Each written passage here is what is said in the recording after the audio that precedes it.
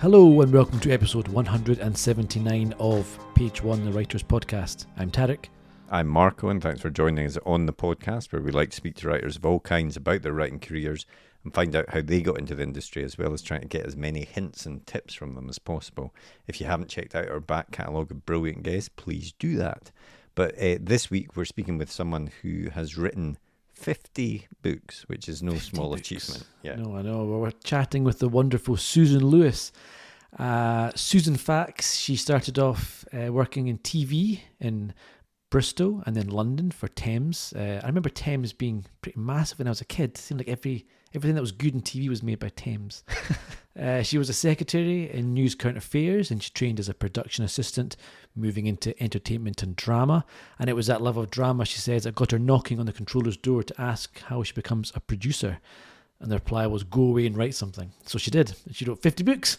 And she's had a pretty incredible life story of moving away to Hollywood to try and break into the film and TV industry over there. Yep. And had some pretty exciting neighbours. And George Beverly Clooney, Hills. neighbour of George Clooney. I think Yeah. she also used to walk her dog with Steve Martin, and even had Nick Cage stay over or something one night and crash at her house or something. So yeah, but some good celebrity anecdotes there, and we do get at least one of those anecdotes out of her in the podcast. So she's to be fair to George, Stephen, and Nick, she's very respectful of the privacy. So she doesn't, exactly, divulge too much information. But we managed, as I say, to get at drag a little morsel. Yeah, exactly. We will get straight into it after a quick advert for our writer's notebook, and we'll be back at the end of the podcast with a bit more chat and to let you know about next week's guest. But for now, on with the podcast. The blank page. To some, it's terrifying, an obstacle to overcome. But we prefer to think of it as an opportunity, a blank canvas to be filled with all of the adventures and characters in our head. So how to overcome that fear? Well, we all know the best advice for a writer is write. Seriously, get words on the page and more will follow. But what about later, when you start trying to pull those threads of what you've written together? What about the character you wrote about way back at the start? Who was she again? What was she carrying? And where did she leave the MacGuffin that she now really needs in the third act?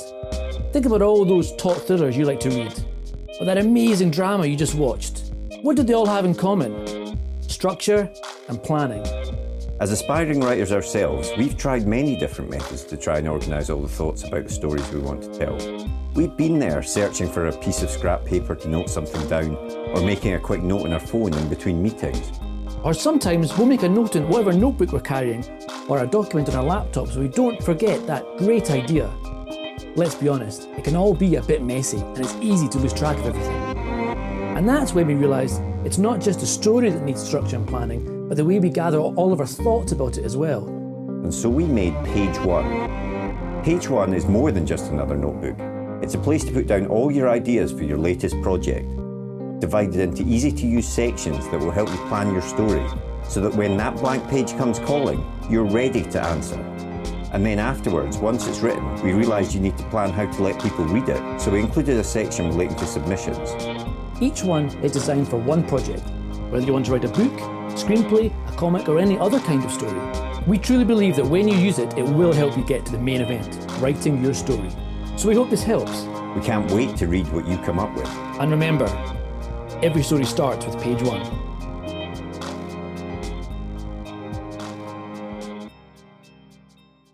Did you always want to be a writer? Well, no, is the short answer. But I have been one for so long now that it seems like, a very small part of the beginning of my life when it wasn't so much that I didn't think about it. I did. And it was indeed something I arrogantly assumed I would do one day. But it wasn't something that, as some people just work so hard at it and study for it and whatever. No, I didn't. That was not how I got into it. No. Mm-hmm.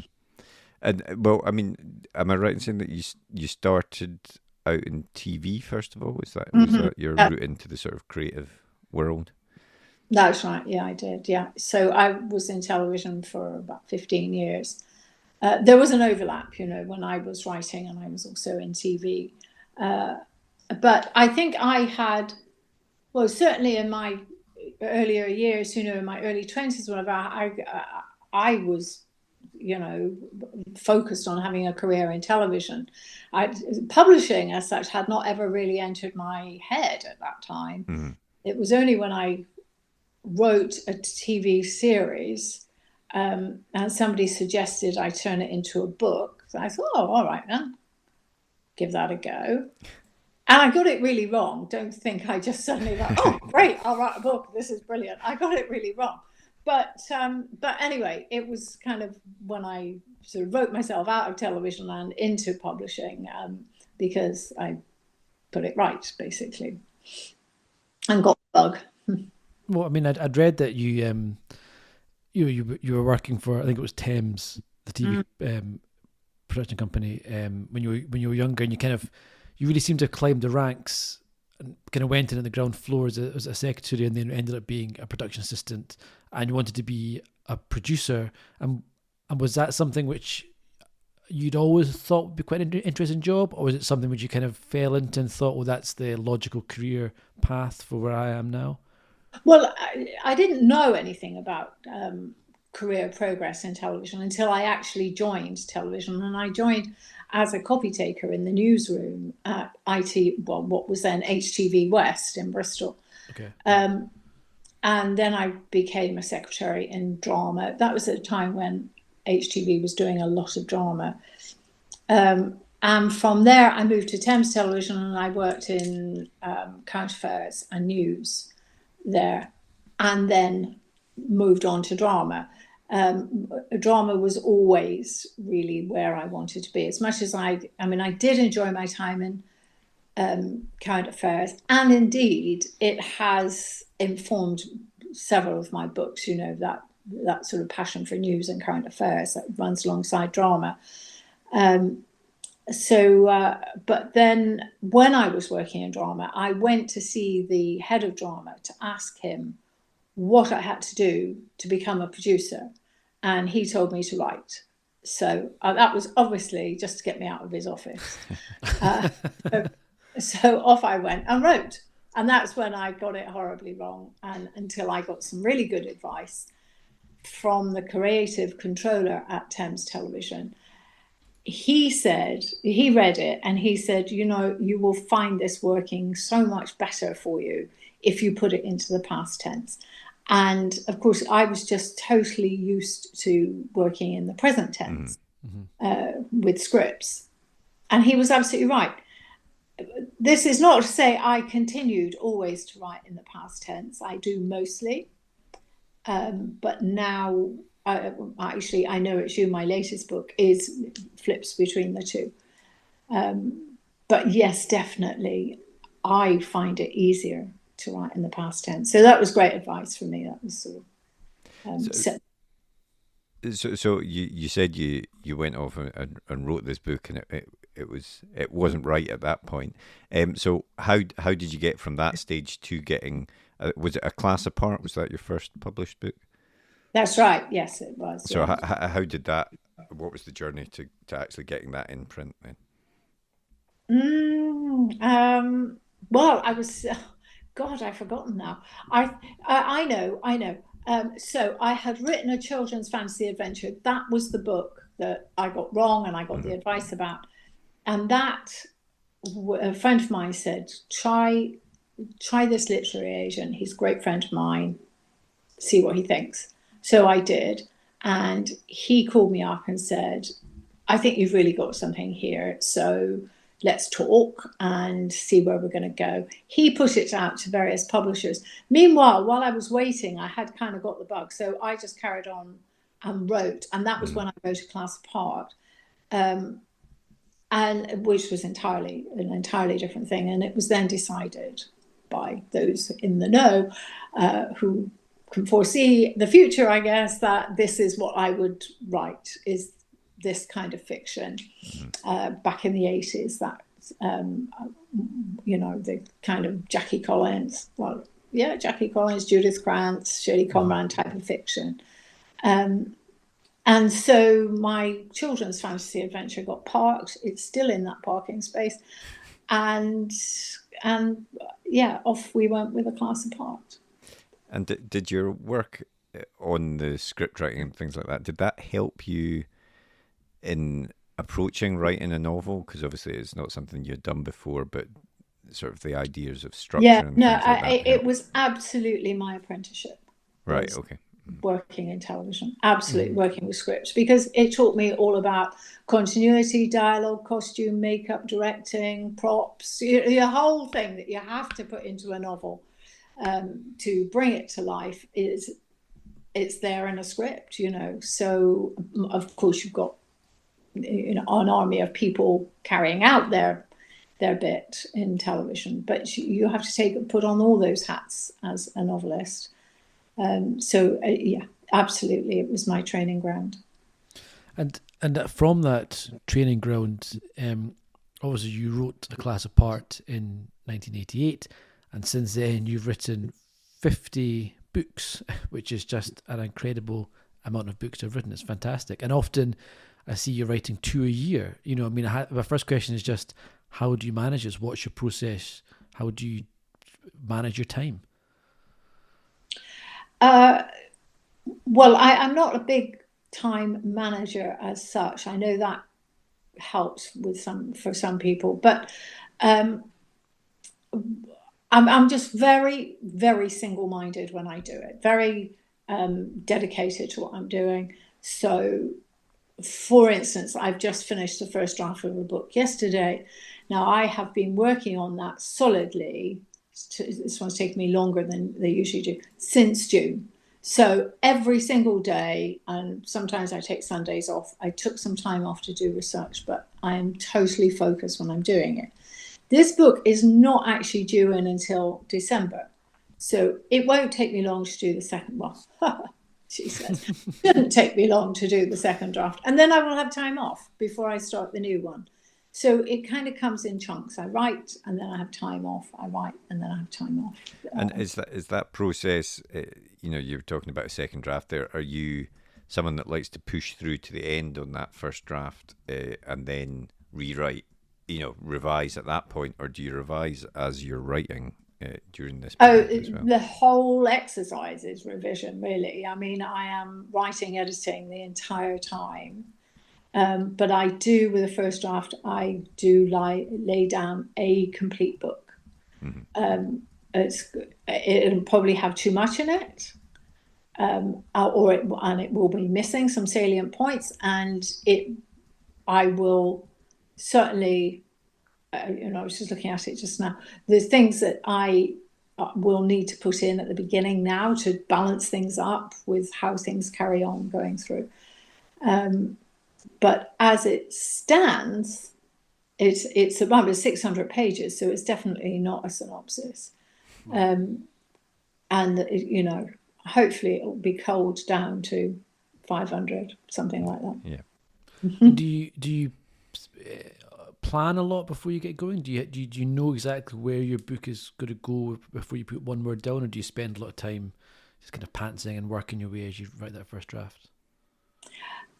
So in the last couple of books, I have got myself a big chart and I have charted out where I see the books going.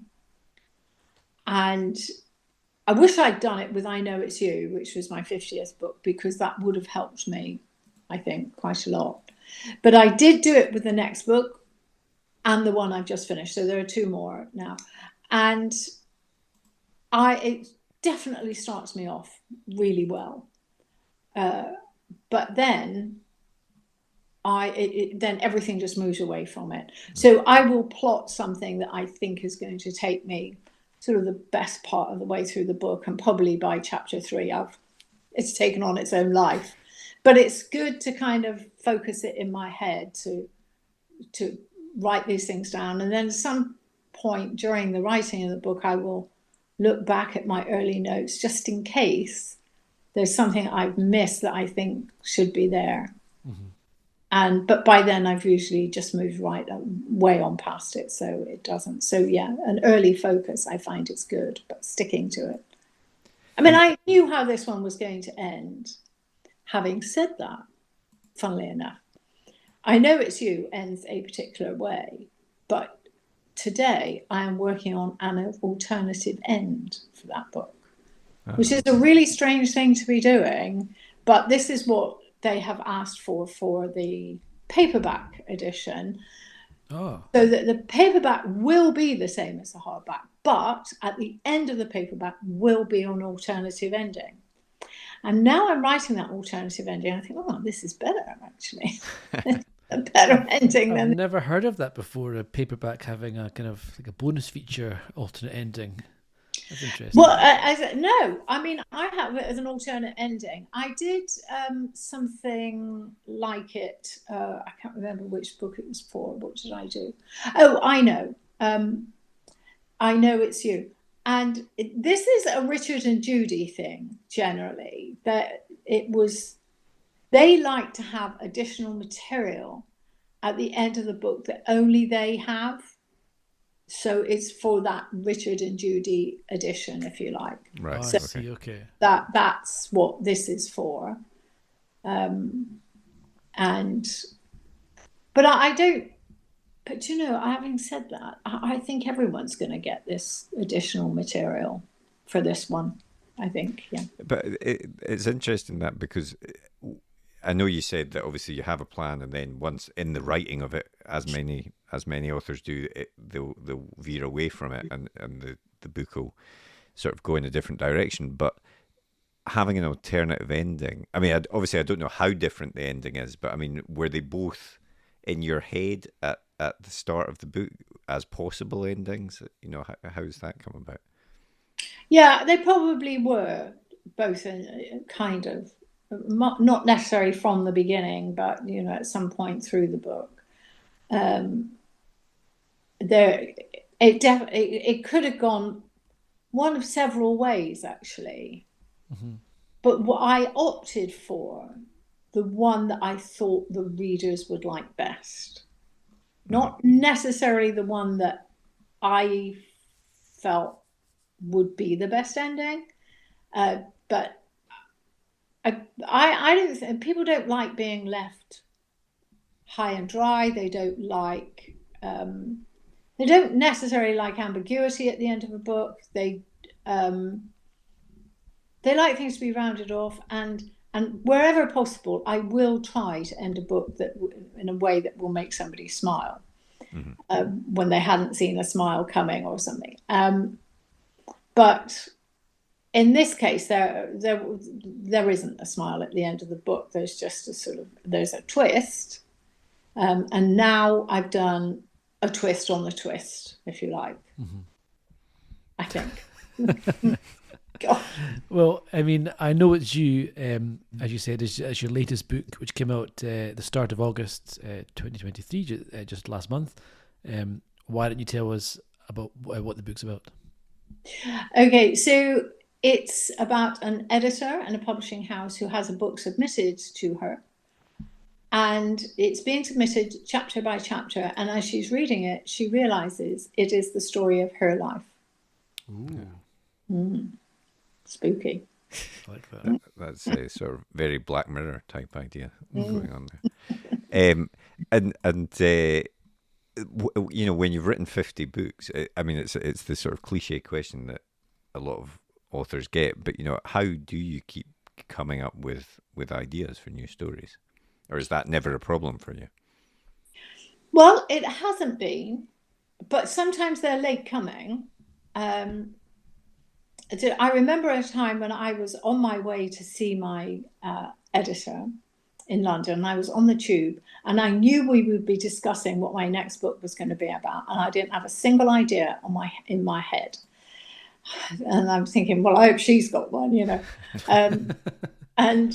Anyway, we came to a stop at a particular station, and this young girl who was sitting opposite me woke up and suddenly realised she was at her station, and she hurtled off the train, left her shopping behind.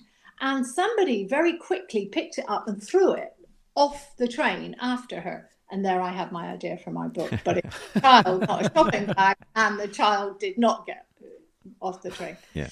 And that book was called Stolen. So so sometimes they can be very late in the day. I don't know what my next book will be, but then I've only just finished the most recent one.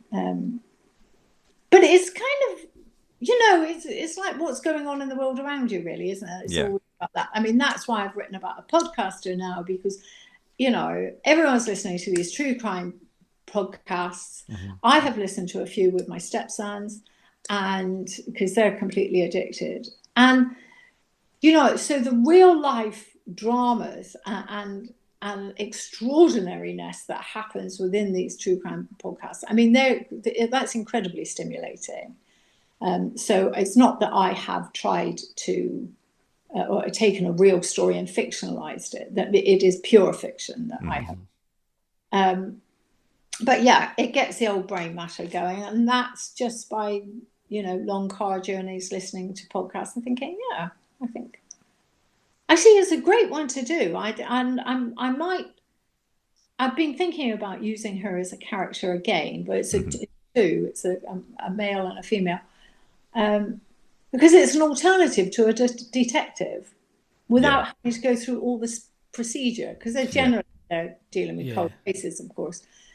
So you don't have to go through all the procedure, police procedure, which I can find a bit tedious. I know some people love it. I know what you mean, though. You almost have to have that kind of hierarchy, the DCI, the DI, all that kind of stuff. And if you can sidestep all of that quite neatly, can't you? Doing a PI or a journalist or podcast or someone who has that same investigation but on their own terms, and it's quite freeing, I suppose. Yeah.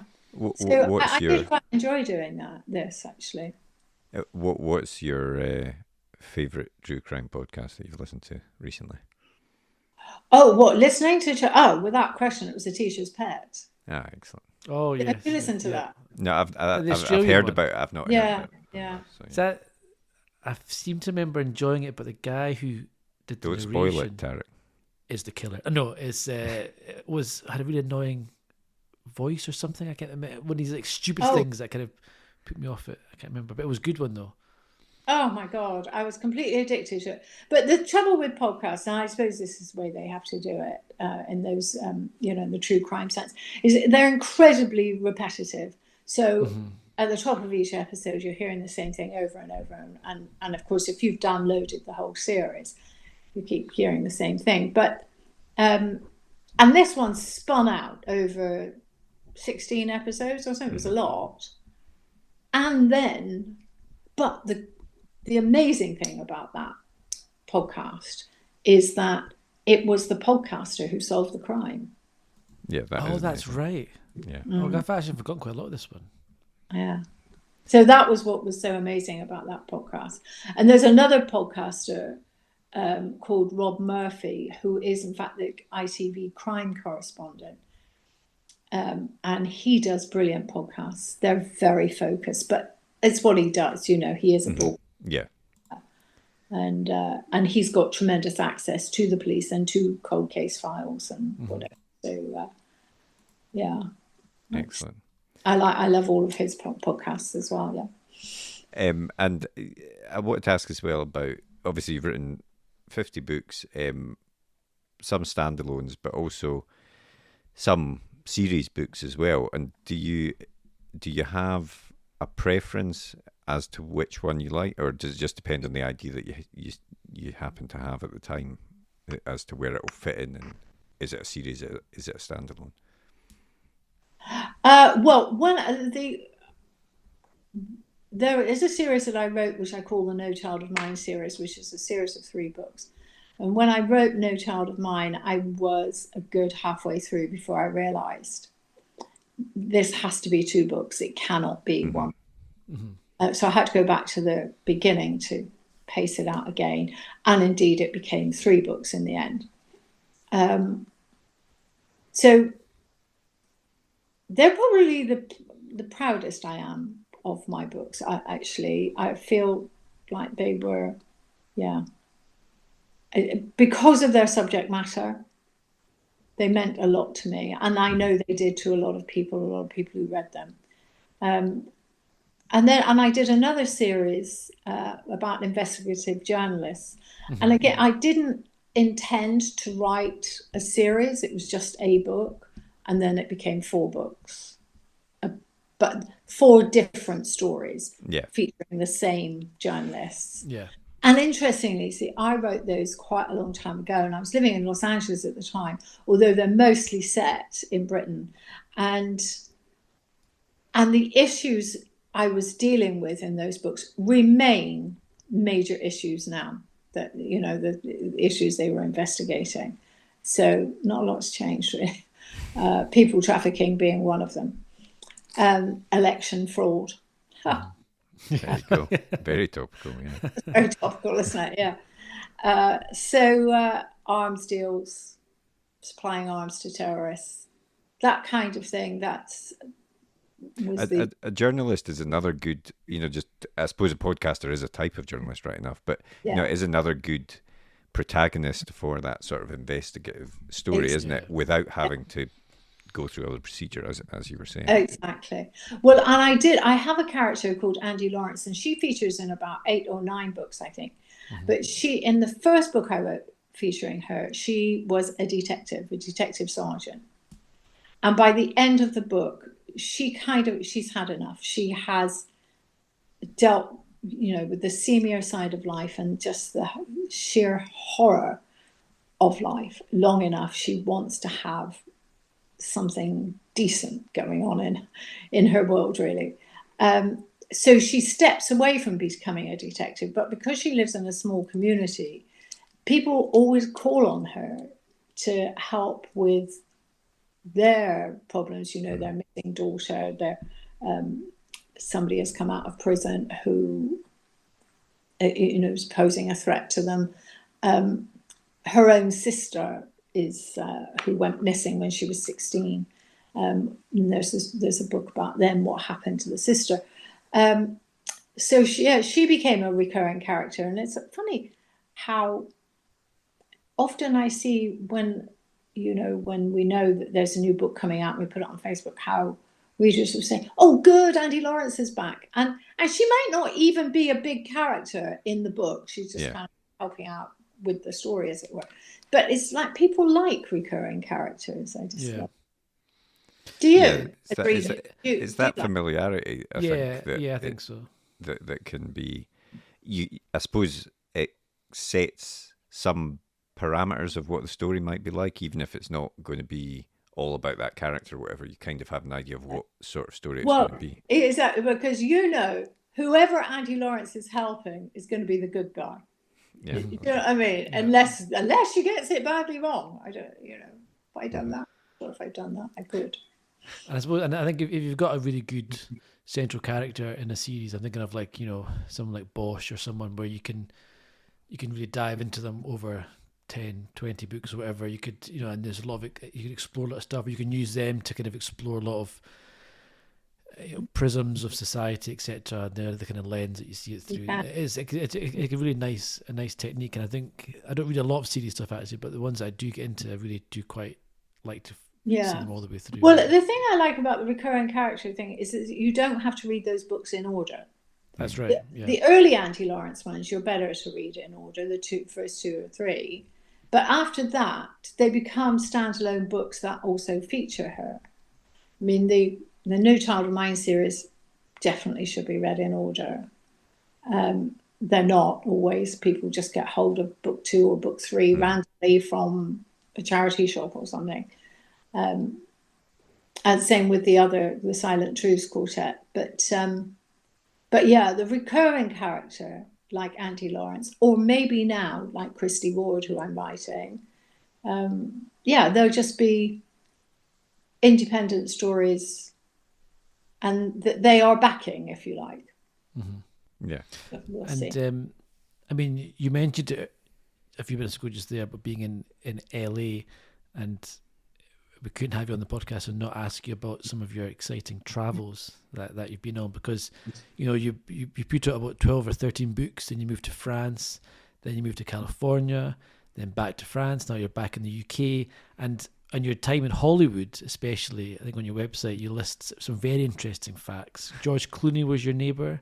Mm-hmm. Nicolas Cage stayed over. You met up with Steve Martin on dog walks. So I just have to ask, that sounds like an incredibly fun time to have been there.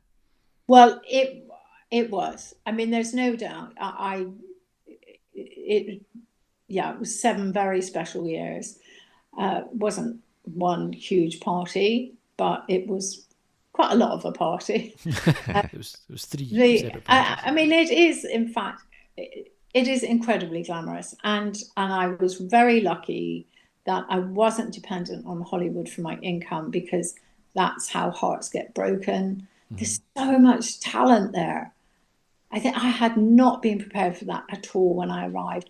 And I had friends there already, and they'd say, come to the theatre. Theatre? I didn't think people did theatre in LA. There's theatre all over LA.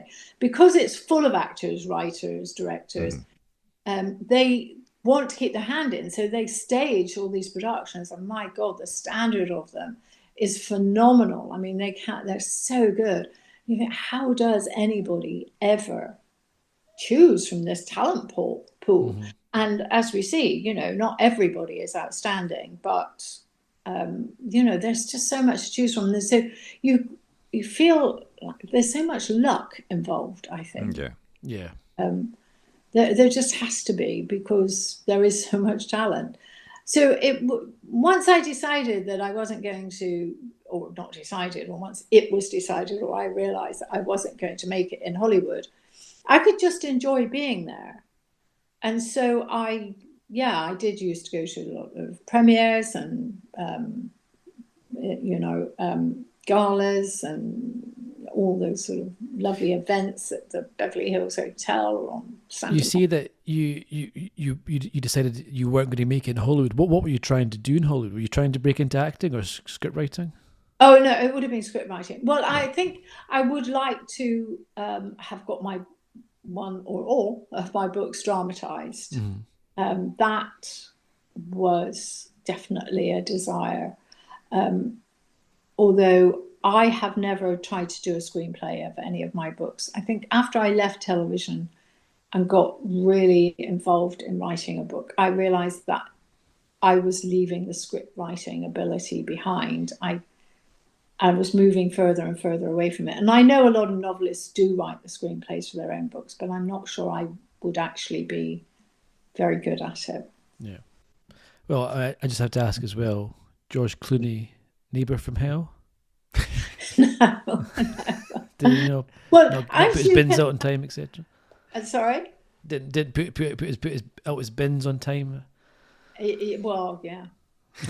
I mean, no. He.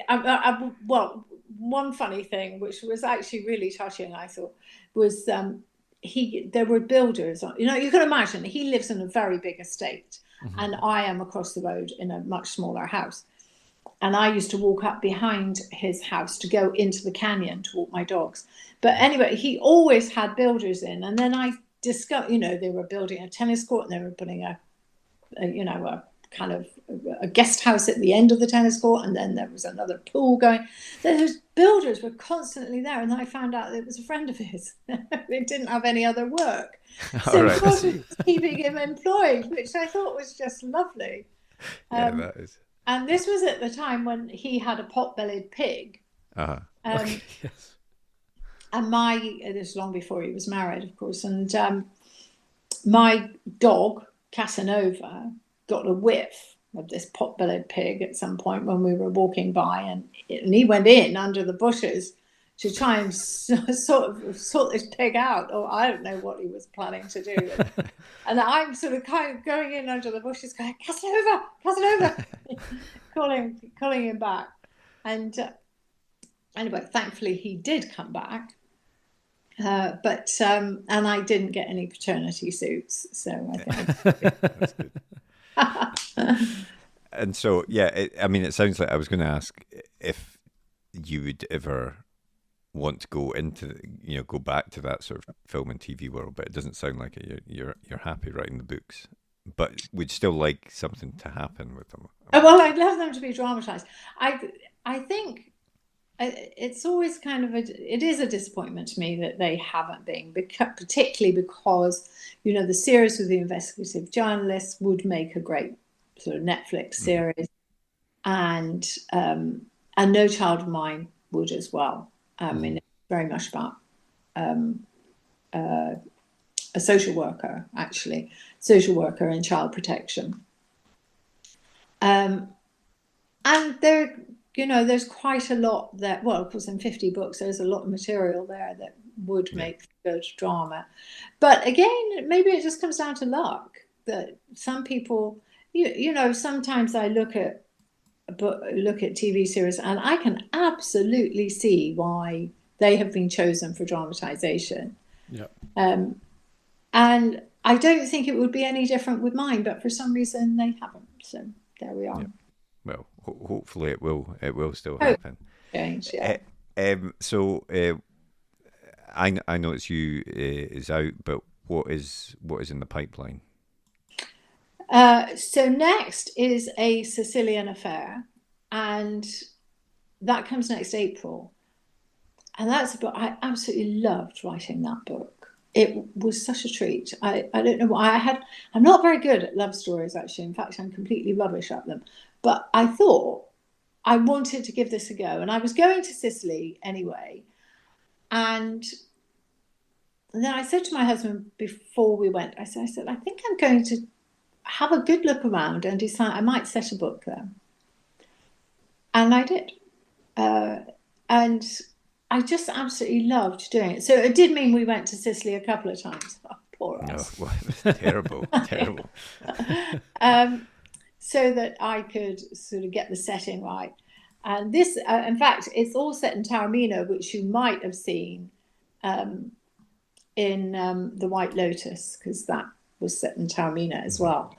But this, there are two stories within this book. There's the backstory and the front story. The front story is all set in Sicily, so Sicily moves all the way through the book.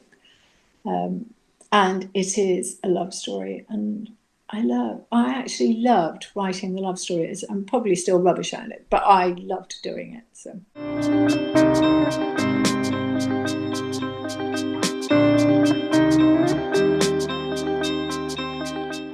What was the last book that you read? That I read? Well, I have just finished a brilliant book, absolutely brilliant, The Queen of Dirt Island. Do you know it? No, I think I've heard of it, but no. Oh, God, it's stunning. Irish author, and his name has just gone straight out of my head. We can find out and we'll tell people at the end of the podcast, but yeah. It's just the most brilliant book. In fact, I'm not one, if I read an author and really enjoy them, I don't necessarily go on and read other books by them, because I'm just reading in the same style all the time, and I like to keep changing that.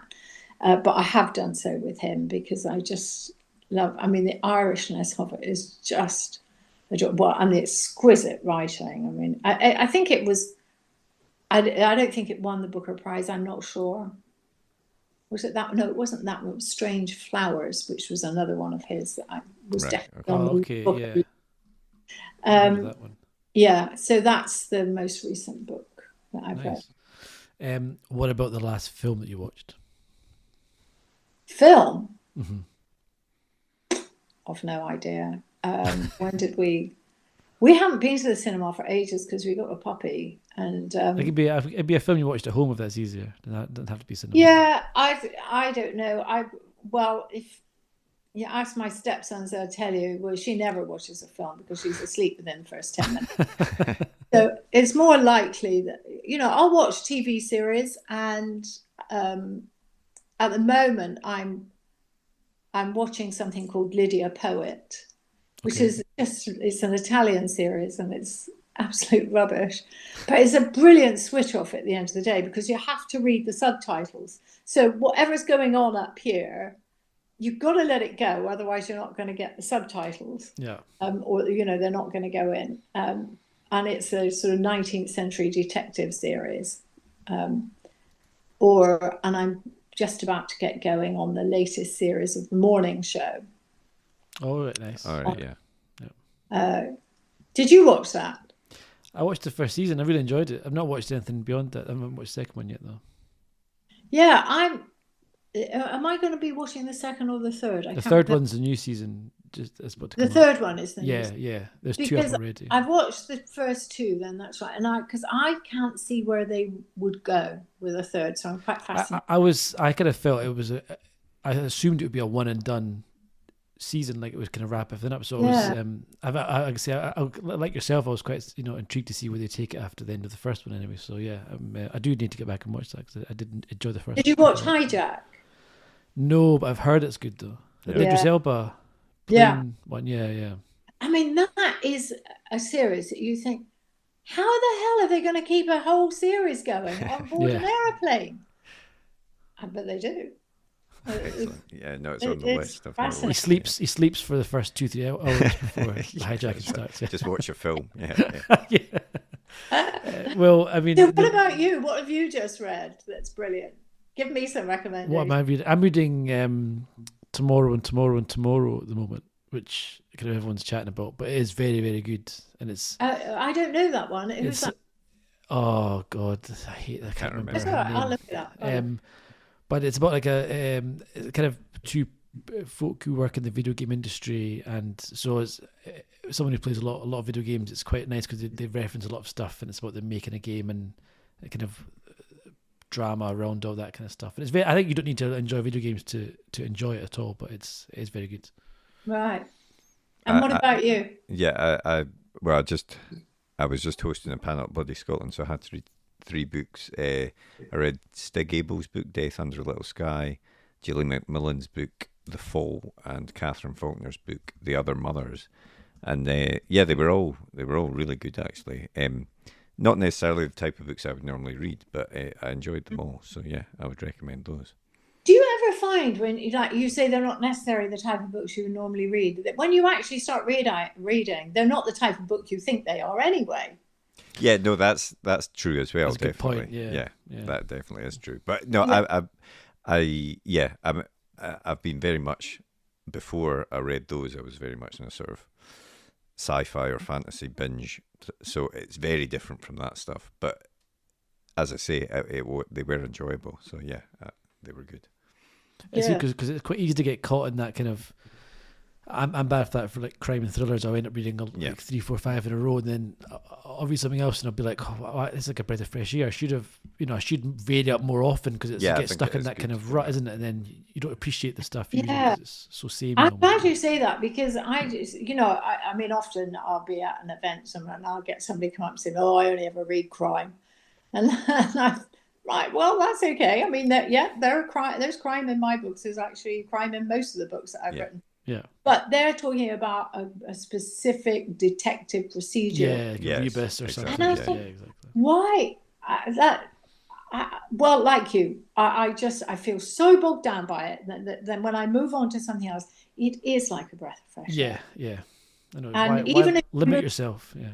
Even if I move into historical novels of some kind, then. And I don't read a lot of historical books, actually. But when I do, I think, why don't I read more of these? Even if it's still a thriller or crime, it's just the setting changes. Yeah, exactly. Well, the very, very last thing we always do in the podcast is a super quick fire either or. And there's no real wrong answer to most of these. But we'll start off with George Clooney or Nicolas Cage. Oh, George Clooney. TV or cinema? Oh, well, TV is what I'm watching, I guess. Night owl or early bird? Early bird.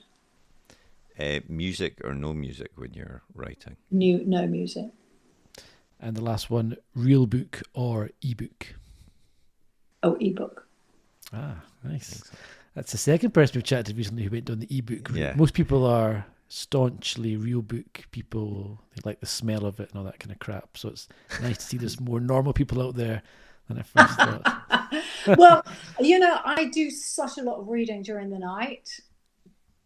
The Kindle does it, Yeah. Got the backlight on the light, and And of course, you can take all those books on holiday. You can alter the size of the print. Mind you, that's a bit embarrassing. Sometimes I've seen it at the airport and somebody's looking about, oh my God, what's wrong with her eyesight? It's like 4 words on a page or something. But yeah, no, definitely the Kindle.